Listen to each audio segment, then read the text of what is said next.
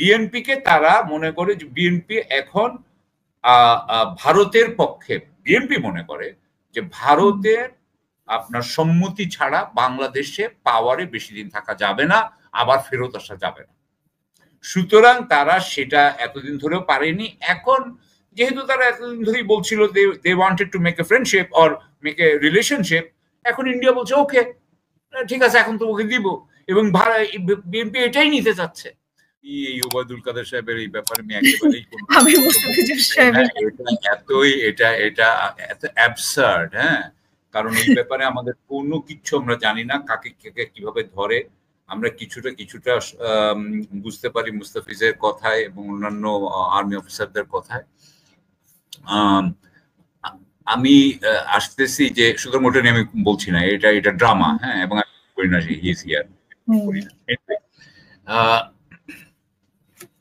আমরা যেটাতে ছিলাম সেটা হচ্ছে যে শেখ মুজিবের ছবি নামানো। শেখ মুজিবের ছবি নামানোর ব্যাপারে একটা জিনিস মনে রাখতে হবে, হ্যাঁ এটা ট্রু যে এখনকার যে সংবিধান আছে সেই সংবিধানে তো এটা লেখা আছে।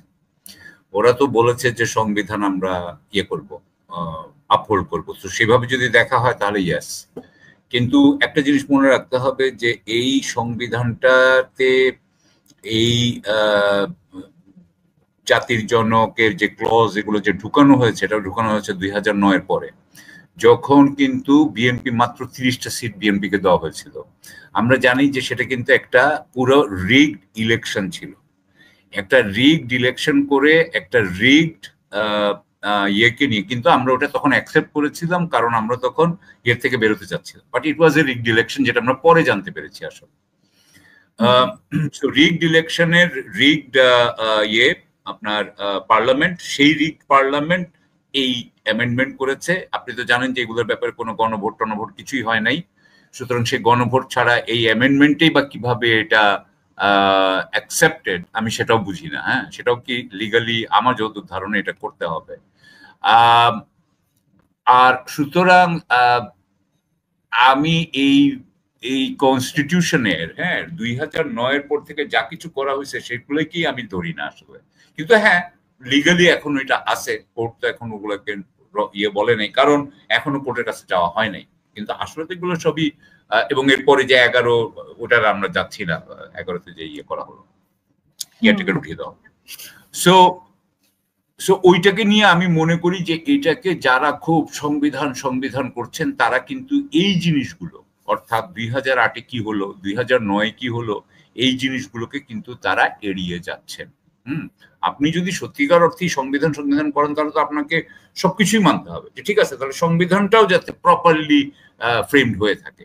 আচ্ছা, নেক্সট আপনার কি কোশ্চেন ছিল? ওইটার পরে আমার মনে নেই। আপনি কোশ্চেন ছিল যে হ্যাঁ, ওই যে সে রুহুল কবির রিজভির ব্যাপারে কোশ্চেন ছিল যে ওনাকে কি আসলে রুহুল কবির রিজভির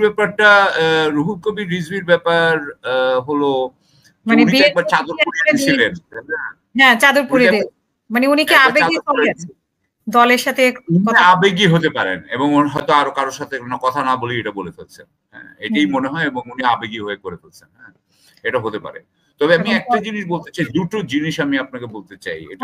আমি আরেকটা প্রশ্ন যেটা করেছিলাম যে বিএনপির সাথে আওয়ামী লীগের এক ধরনের সখ্যতা তৈরি হয়েছে, এইখানে আমি একটা কথা বলতে চাই। আমরা এটা অলরেডি যেটুকু জানতে পেরেছি এই পাবলিক সূত্রেই, ওভার্ট সূত্রে, সেটা হচ্ছে যে ইন্ডিয়া যেভাবে ভাবে সেটা হচ্ছে যে তারা আগামী ইলেকশনটাতে আওয়ামী লীগকে কন্টেস্ট করাবে। দ্বিতীয় কথা হচ্ছে তারা ধরে নিচ্ছে বিএনপি 5 বছর থাকবে, তাহলে আগামী ধরেন 2 বছর আর তারপরে 5 বছর, এই 7 বছরের প্ল্যান কিন্তু তারা করছে। এখন এই 7 বছরে কিন্তু তারা কি প্ল্যানটা করছে, যে এখানে কে থাকবে, এখানে থাকবে হচ্ছে আপনার এই 2 বছর দেখবে হচ্ছে ডেইলি স্টার, প্রথম আলো, আর তারপরে 5 বছর কে দেখবে, বিএনপি দেখবে। বিএনপি কে অলরেডি তো তারা একদম আষ্টে পৃষ্ঠে ধরে ফেলেছে।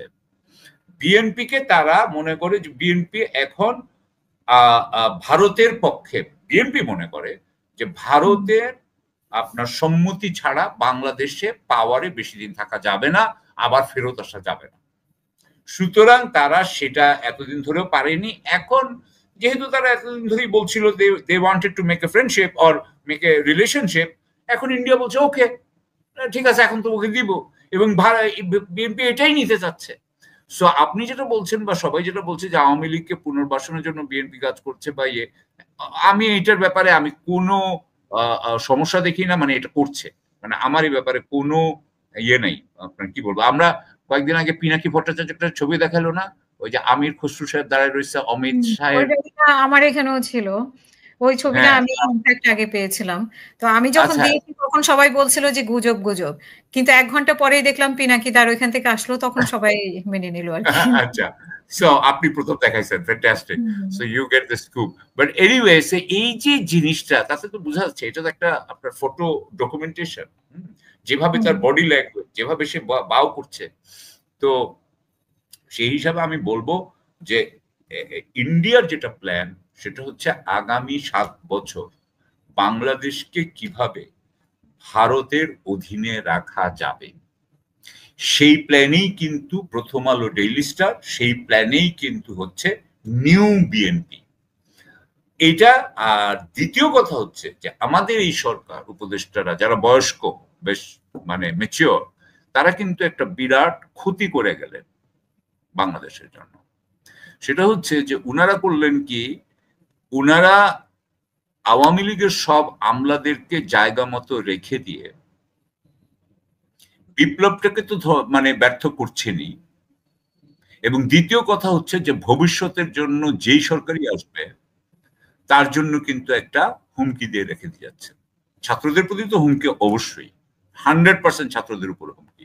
হয়তো ছাত্ররা হয়তো যারা যারা তাদের সাথে যদি মেনে নেয় ভারতের অধীনতা ঠিক আছে, আর যদি মেনে না নেয় তো তাহলে তাদেরকেও শেষ করে দেওয়া হবে। তারা জাস্ট ওয়েট করছে।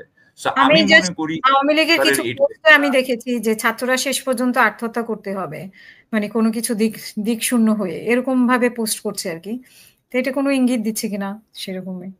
আত্মহত্যা করতে মানে কি, যে তাদের যেটা বলতে চাচ্ছে আর কি, যে যদি আমলারাই এই যে মিলিটারি আমলারা যদি এবং সিভিল আমলারা যদি আওয়ামী লীগারই হয়, কর্নেল মুস্তাফিজ এখনই বললেন যে সব muscle group like the 9 division 3 brigades in 46 brigade আর অন্য ব্রিগেড গুলো সবই হচ্ছে আওয়ামী লীগের হাতে, আওয়ামী লীগ টাইপ অফিসারদের হাতে। তারা যা করছে, মানে তারা এখন আর কাউকে কেয়ারও করে না, বঞ্চিতদেরকে কোনো চাকরি বাকরি কিছুই দেওয়া হয় নাই, তারা বহাল তবিয়তে আছে। সুতরাং ছাত্রদের উপরে যে ভবিষ্যতে ছাত্রদের তো শক্তি কমছে আর এদের তো শক্তি বাড়ছে, এরা তো দিনে দিনে শক্তিশালী হচ্ছে। সো এক সময় যদি যখন গরিব মানুষরা যখন বাজারে যাচ্ছে বলতেছে আগের জীবন আগের ওরা তো অত ইয়ে করে বলেনি, ওরা বলছে আগের জমানায় ভালো ছিল, জিনিসপত্রের দাম কম ছিল, বাড়া কমার উপরে ওনারা মানে বাজারে যারা যায়, হ্যাঁ তাদের কাছে দাম কম হলে মনে করি সরকার ভালো, দাম বেশি সরকার খারাপ। এটা হয়তো পলিটিক্যালি এটা ভোটের সময় অন্যরকম হবে, আমি সেটা বলছি না, কিন্তু এইরকম কেসে এই যে ইয়ে বললো মুস্তাফিজি বললো ইয়ের কথা, জরুরি অবস্থার কথা। এখন আমি যদি বলি যে জরুরি অবস্থা না, কুই হইতে পারে, আমি তো কিছু জানি না, আমি তো জানি না কোন জায়গায় যেতে পারে এখন। সুতরাং আমরা যেটা বলতে চাচ্ছি সেটা হচ্ছে গিয়ে যে এই সরকার as a matter of fact এই আমলাদের ব্যাপারে এবং অন্যান্য ব্যাপারে যা করছে, তার ফলে এখন আর আসলে ছাত্রদের কোনো উপায় নাই বলেই এখন যুদ্ধ করতে হচ্ছে। কিন্তু আমি একটা কথা বলি, ওরা ওই 24 ঘন্টার জন্য চুপ করে দিছিল, এর আগে মানে গত 3 মাস তারা কিন্তু কোনো আন্দোলন করতে পারে নাই ছাত্ররা, হয়নি আন্দোলন তারা কোনো কিছুই হয়নি। হ্যাঁ একটা খালি ক্ষেত্রে বোধহয় সরানোর ব্যাপারে, হ্যাঁ খালি আলটিমেটাম দেয়। হ্যাঁ এদেরকে 24 ঘন্টা আলটিমেটাম দিয়েছিল, অলরেডি 24 ঘন্টা এটা তো শেষ, 24 ঘন্টা শেষ হয়ে গেছে। সো আমার কথা হলো যে ওই যে লাল জাল এগুলো দেখিয়ে লাভ নাই, আত্মহত্যা করেও কোনো লাভ নাই, যুদ্ধের সময় যুদ্ধ করতে হবে আবার, এবং তারা যদি এইভাবে দেখে তাহলে হইতে পারে হয়তো বা। বাট আমরা এখন খুবই একটা নৈরাশ্যের মধ্যে আছি। থ্যাংক ইউ, আমি সরি অনেক সময় বলতেছি। না, ইসকনের যে আন্দোলনটা আমরা দেখতে পাচ্ছিলাম, এই আন্দোলনটা আবার 2 দিন থেকে একটু মানে কম দেখতে পাচ্ছি। এই যে উপদেষ্টাদের নিয়োগের সাথে ইসকনের কোনো সম্পর্ক আছে কিনা? ইসকনের যিনি প্রধান মনে হইল আমার বয়স্ক, তিনি তো ওই যে যিনি আমি ওনার নামটা ভুলে গেছি, যে যিনি চিটাগংয়ে এটা নেতৃত্ব দিচ্ছিলেন, হ্যাঁ, শম্ভু না কি জানি কি নাম, আমার ঠিক ওনার নামটা ভুলে গেছে। সো ওই যে ইয়াঙ্গার পার্সনকে উনি বললেন যে এ কিন্তু আমাদের এখানে একে সরাই দেওয়া হয়েছে। সো তারা ইমিডিয়েটলি এটা ডিজোন করার চেষ্টা করছে। কিন্তু ইসকন হয়তো এই মুহূর্তে যেটা করতে চেয়েছিল সেটা হচ্ছে যে ওইটা দিয়ে চিটাগংয়ের যে ডেমনস্ট্রেশনটা, সেটা যখন ব্যাকফায়ার করছে, সাথে সাথে ইসকন কিন্তু এটা থেকে উইথড্র করে গেছে। যখনই আর্ম ফোর্সেস গেছে যে রীতিমতো ভাবে দে ওয়ার স্ট্রং, সাথে সাথে কিন্তু ইসকন উইথড্রু। যদি আর্ম ফোর্সেস যদি প্রপার অ্যাকশন না নিত, তাহলে আমরা হয়তো ইসকনের আরেক রকম রূপ দেখতাম। হ্যাঁ, চিন্ময় প্রভু, রাইট।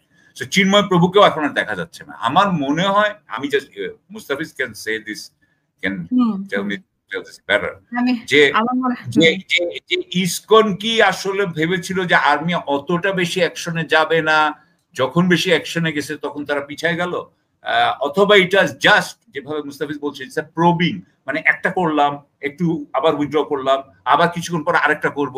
এই যে যেমন ধরেন এই যে 60 ঘন্টা আপনার ওই যে ময়মনসিংহ রাস্তা বন্ধ ছিল, 60 ঘন্টা 60 আওয়ার্স বন্ধ ছিল, তারপরে এখন খুলেছে আজকে। সো এরকম নানান জিনিস সারা চলছে আর কি। এখন কোনটা কি বলবো বলেন? Thank you.